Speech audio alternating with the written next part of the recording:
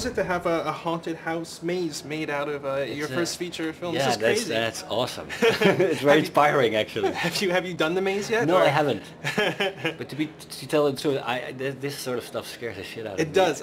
You went in? No, I haven't yet. Okay. I think it's very. I heard it's very good.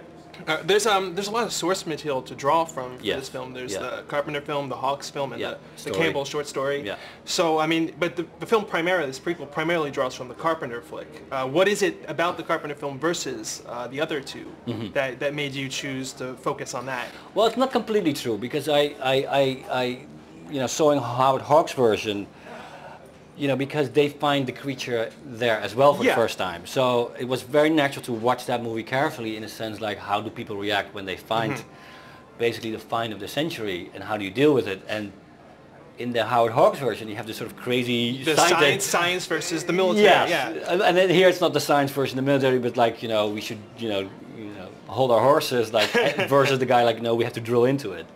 So I sort of borrowed a little bit from that story actually. What did you borrow from Carpenter's flick and the short story? Well, Carpenter gave me, very good instruction of like how, a group of people who sort of like each other or work together, and at some point they sort of all completely distrust each other, and how that sort of evolves.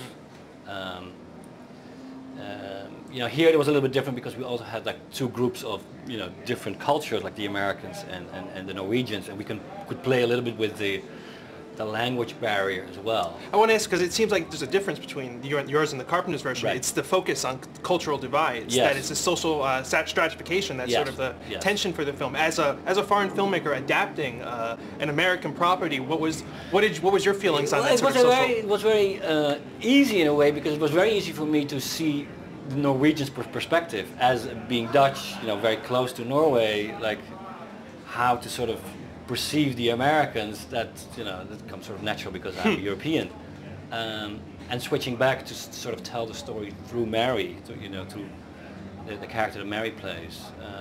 So I had it was easy to switch back and forth. Do you find yourself siding with one side over the other, or? No, I think when you're in that sort of kind of danger, you sort of root for everybody.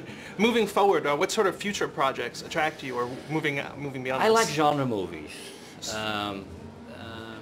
It would be nice to do something, completely on itself and not do something. Do you have that? Do you have an original? Yeah, there's a project. It's far too early to tell. But I'm also a fan of some sort of dark comedy. So something like American Werewolf in London was always a great movie to me. Like from horror to sort of completely funny, dark sort of humor. It would be good to do something like that. That sounds great. Okay. Thank you so much, Matt.